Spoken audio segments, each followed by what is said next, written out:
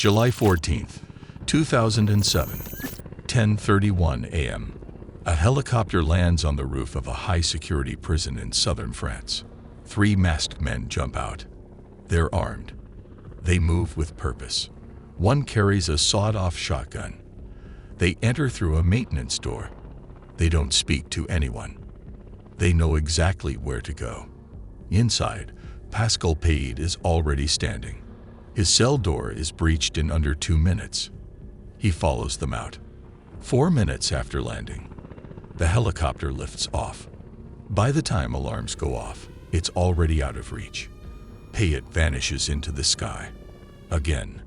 This was the 3rd time. Same method, different prison, same result. The most watched inmate in the country, gone in broad daylight, on Bastille Day.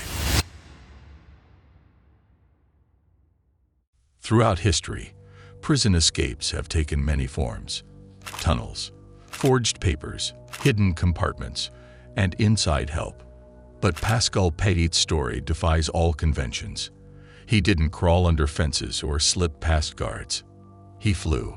Born on July 7, 1963, in Montpellier, southern France, Payet's early life gave little indication of the notoriety he would one day earn. His family moved north to Lyon not long after his birth. In his youth, he eventually gravitated toward Marseille, a port city with a long history of organized crime. Known for its narrow alleys, dense apartment blocks, and underworld connections, Marseille was where Payet's life began to shift. He fell into petty crime, then into armed robbery. By his early 30s, he had become a familiar face in Marseille's criminal circles. Life in Marseille proved more brutal than Pascal had expected. During the 1980s and 1990s, the city was gripped by high unemployment, drug-related violence, and growing tension between law enforcement and marginalized neighborhoods. It was an environment where survival often meant bending the rules, and for some, breaking them outright. In that atmosphere, Pascal Payet found his place. Drawn into Marseille's criminal underworld, he began with small-time offenses. But the pull of fast money, street reputation, and the promise of control kept pushing him further. Crime, at first a necessity, soon became routine. By 1988, he was no longer operating on the fringes. That year, he received his first major conviction: aggravated assault. It should have been a turning point. Instead, it marked the beginning of a pattern. In 1993, he was convicted again, this time for criminal conspiracy. Each charge brought longer sentences, closer surveillance, and deeper ties to organized crime. But rather than slow him down, these early convictions hardened him. They laid the groundwork for what was coming next, a violent robbery that would change the course of his life, and eventually, the image of France's prison system forever. These earlier convictions had set a clear trajectory. But what came next would redefine Pascal Payet's place in the criminal world and permanently alter the course of his life. November 20, 1997. Shortly before noon, an armored cash transport left a French bank branch in Salon-de-Provence. The streets were calm. Traffic was light. As the vehicle made its scheduled route, a group of armed men moved into position. The ambush was fast and planned. The attackers opened fire with automatic weapons. 3 men were behind the operation: Pascal Payet, Eric Alborio, and Michael Valero. During the assault, a security guard was shot and killed. Witnesses later identified Payet as the one carrying a Kalashnikov rifle. He had fired during the exchange, at close range in daylight. The robbery was successful. The attackers fled with the money. But the violence changed everything. Payet was no longer viewed as a small-time offender. The use of lethal force placed him in a different category, one marked by calculated aggression and high-level risk. Within criminal circles, he gained a new name, Kalashnikov Pat, and for law enforcement, he became a top priority. Pascal Payet was arrested in Paris on January 22, 1999. He'd been on the run for over a year following an armored truck robbery that left a security guard dead. The charges were serious: armed robbery, conspiracy, and murder. While awaiting trial, he was transferred to Lens prison, a high-security facility in southern France. He was kept in isolation, monitored constantly, and labeled a flight risk. Staff noted that he was quiet, respectful, and rarely made trouble. But he was watching. Over time, he began tracking movement patterns, guard rotations, and daily routines. He never asked questions. He didn't need to. He was building something. On the morning of October 12, 2001, a blue SA-360 Dauphin helicopter lifted off from an airfield near Marseille. It had been hijacked minutes earlier by two armed men posing as mechanics. The pilot was held at gunpoint and given exact flight instructions. He was told where to go, what altitude to fly, and what would happen if he didn't follow orders. The helicopter flew low, under radar, and reached Lens prison around 11:15 am. Without any warnings or signals, the aircraft dropped straight into the prison yard. Guards hesitated. There was no alert scheduled, and the helicopter had entered restricted airspace without clearance. By the time anyone reacted, two armed men had jumped from the cabin and moved toward the secure wing. Inside, Pascal Payet was already on his feet. He moved quickly, alongside another inmate, Frédéric Impacot. They crossed the yard without resistance, boarded the helicopter, and took off. Without any shots being fired, the operation lasted under 5 minutes. The pilot followed the flight path he'd been given. They landed at a secondary location where Payet and Impacot disappeared into a waiting vehicle. The helicopter was abandoned. The pilot was left unharmed. In the aftermath, investigators learned that Payet had coordinated every detail from inside his cell. He had timed guard movements, mapped the approach path, and chosen the landing point. It was the first helicopter escape in the history of French prisons, and it worked flawlessly. By the afternoon of October 12, 2001, news of the helicopter breakout from Lens prison had reached every major outlet in France. Within hours, it was international. The scale, speed, and method of the escape caught officials completely off guard. Questions spread quickly. How could a maximum security prison be breached from the air? What failures had allowed it to happen? The Ministry of Justice faced intense scrutiny. Internal reviews were launched. The escape triggered debates in Parliament, criticism in the press, and a surge in public concern over prison security protocols nationwide. But while the government focused on damage control, law enforcement turned its attention to tracking the fugitives. 6 days after the escape, police tracked down Frédéric Impacot. He was arrested without incident inside an apartment in Paris without resistance. He was back in custody before the end of the week, but Pascal Payet remained missing. A nationwide manhunt followed. Regional police units were mobilized. Surveillance was expanded. Departments traded information. Every lead was checked. Every tip followed. None led to Payet. There were no sightings, no credible reports. He was gone. By the end of 2001, his escape had already forced prison authorities to reevaluate their protocols. The use of a helicopter, the speed of the extraction, and the precision, it was all a failure. Payet had exposed vulnerabilities that no one had prepared for. With Impacot back behind bars, attention shifted entirely to him. His name became a symbol of what went wrong. But Payet didn't disappear. He moved through cities, changed locations often, and stayed in safe houses arranged by trusted contacts. For over a year, he remained active. According to investigators, a series of armed robberies carried out across southern France during this period were linked to his network. The money helped fund his life underground. Despite coordinated efforts across multiple jurisdictions, he remained ahead. There were close calls, but no arrests. Then, in early 2003, the objective changed. He stopped moving. He started planning. This time, not for himself. On April 14th, just before dawn, Lens prison resumed its morning routine. The halls were quiet. Most inmates were asleep. Guards conducted standard walkthroughs. At 6:45 a.m., a helicopter approached from the east. Again, there was no warning, no authorization, no contact with tower control. It flew low and entered the prison perimeter without resistance. Seconds later, it landed in the yard. Inside the facility, 3 inmates were already awake: Frank Perletto, Michael Valero, and Eric Alborio.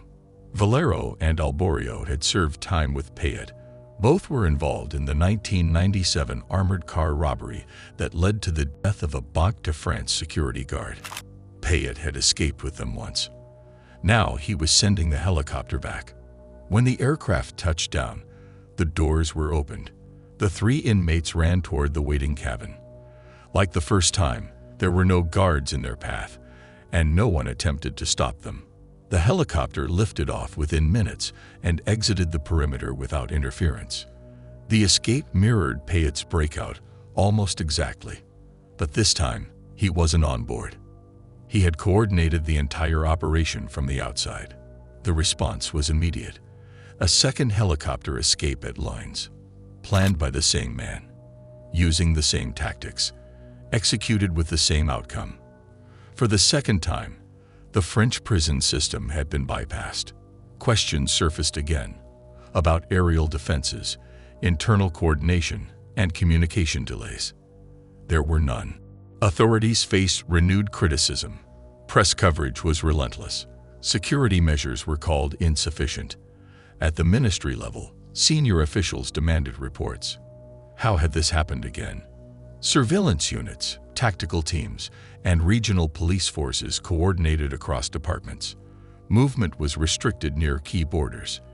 Known associates were monitored. The objective was clear: locate Pascal Payet and his accomplices before they had a chance to disappear. In early May 2003, after nearly 3 weeks of investigation, the search came to an end. Police tracked the fugitives to a secluded farmhouse in the Vaucluse region of southern France. Inside, they discovered a substantial cache, automatic weapons, large sums of cash, forged documents, and communication equipment. Most importantly, they found all 3 escaped inmates, including Payet. The arrests were made without incident. The operation was swift, controlled, and final. Pascal Payet's second run from the law was over. But authorities had learned a lesson. With Payet, containment was never guaranteed, and his reputation as France's most elusive escape artist was still far from over. With his recapture in May 2003, Pascal Payet's second helicopter escape had come to an end. But returning to custody this time carried different weight. He was no longer just an armed robber or a fugitive.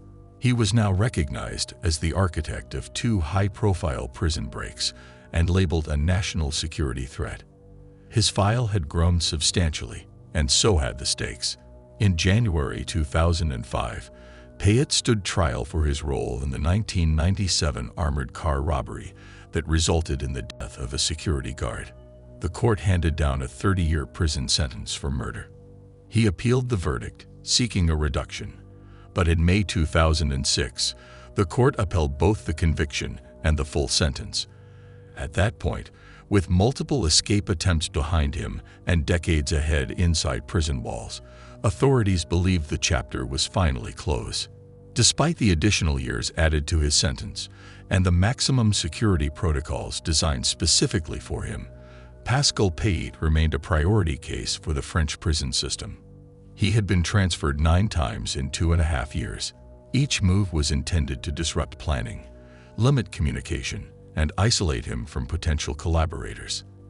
In late 2005, he published an open letter through a blog titled The Saga of My Transfers.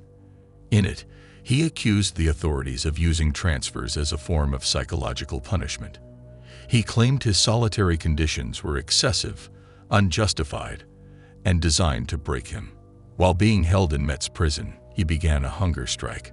Officials had no illusions. Payet was classified under enhanced special surveillance, the highest risk category for inmates in France. He was monitored continuously. Interaction was restricted.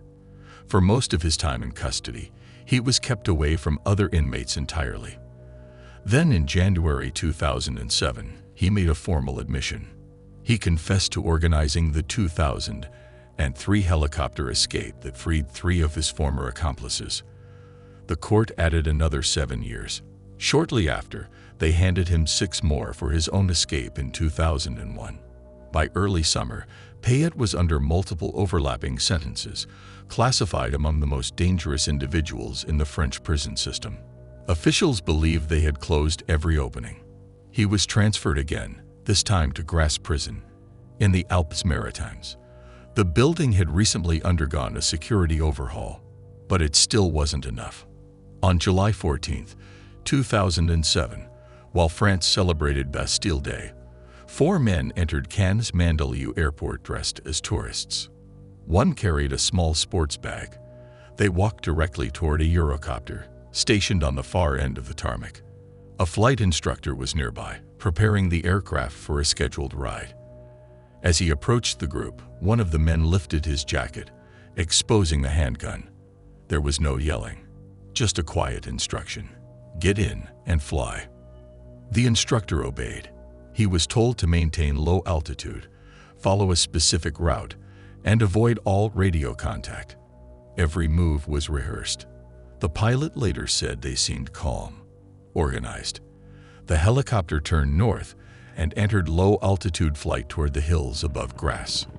Inside, the hijackers remained silent. One loaded a sawed-off shotgun. Another checked his watch repeatedly. No one spoke unless necessary. Inside Grasse prison, Payet was held alone in a solitary wing. The cell was reinforced, windowless, and located at the upper level of the facility.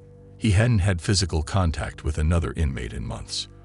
By 10:30 a.m., most staff were still rotating through Bastille Day assignments. The yard was quiet. Airspace was assumed clear. At 10:31 a.m., the helicopter hovered directly above the prison and descended onto the roof. 3 men jumped out. They were masked, armed, and moved immediately toward a service access point. One carried the shotgun. The others drew pistols. They entered through a utility hatch and advanced through the top level. Within moments, they had reached the isolation wing. A few guards attempted to intercept them, but the intruders advanced quickly and with purpose. They breached the door to Payet's cell and pulled him out. He didn't ask questions. He didn't speak. The team retraced their path and returned to the roof. At 10:34 a.m., the helicopter lifted off. By the time the facility declared a breach, the aircraft had already cleared the outer perimeter. Inside the control tower, staff attempted to track the route, but it was too late. There were no countermeasures in place, no radio contact, no visual on where it was headed. The helicopter flew southwest, skimming the terrain to avoid radar. The men remained alert. Payet said nothing. The pilot followed instructions precisely. At 11:05 a.m., the aircraft landed in a remote parking lot near Brignoles, 38 kilometers from Grasse. The location had been selected in advance. Out of view, no security cameras, no civilian activity nearby. The team exited on foot, disappeared into the surrounding area, and left the pilot behind. He was shaken, but unhurt. The entire escape had lasted just over 30 minutes, and for the 3rd time, France's most high-security protocols had failed. News of the escape broke by evening. National broadcasters interrupted programming. Editorials called it a disgrace. Political leaders issued statements. One newspaper headline read, "He did it again." Another called it the Bastille Day insult. The Ministry of Justice ordered an internal review. Investigators were dispatched to Grasse. Surveillance logs were pulled. Staff interviews began the next morning.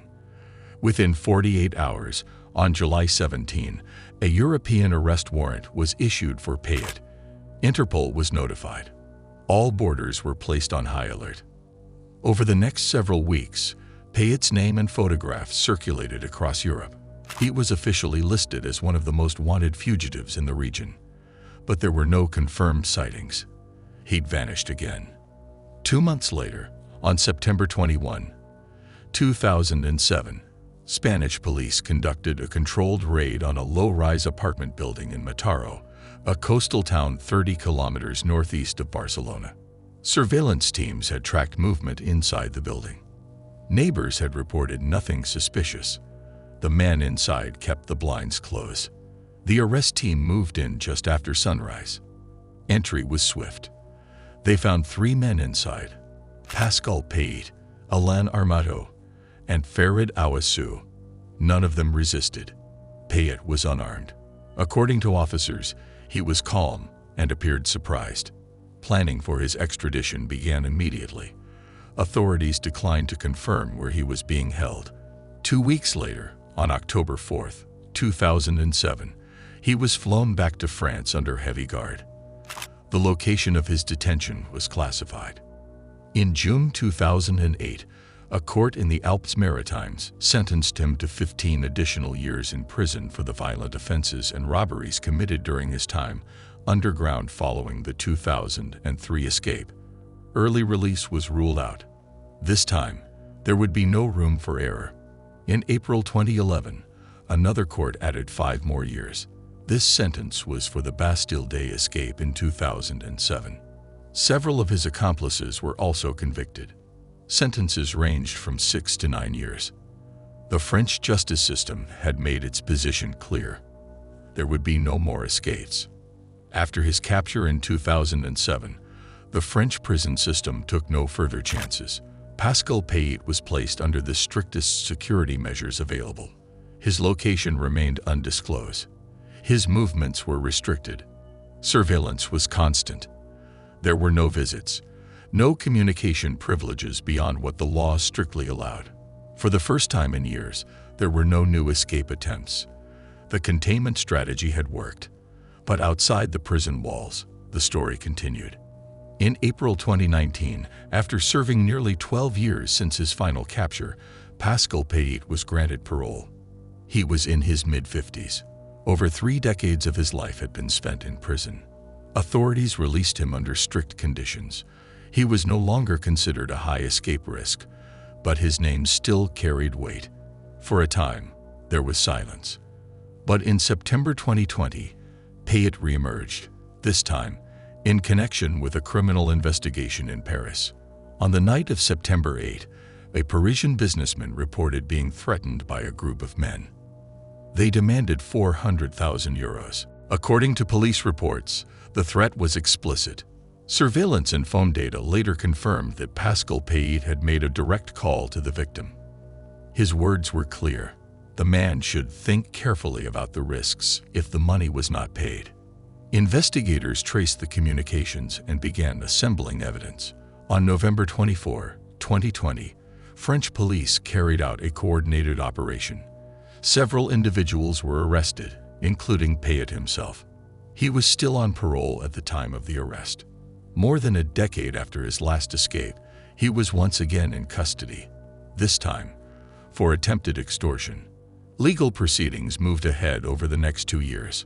On May 25, 2023, Pascal Payet appeared before a criminal court in Paris. He stood accused of attempted extortion in connection with the 2020 case. The evidence included intercepted calls, surveillance data, and testimony from the intended victim. The court found him guilty. Payet was sentenced to 5 years in prison. At 59 years old, he returned once again to a cell.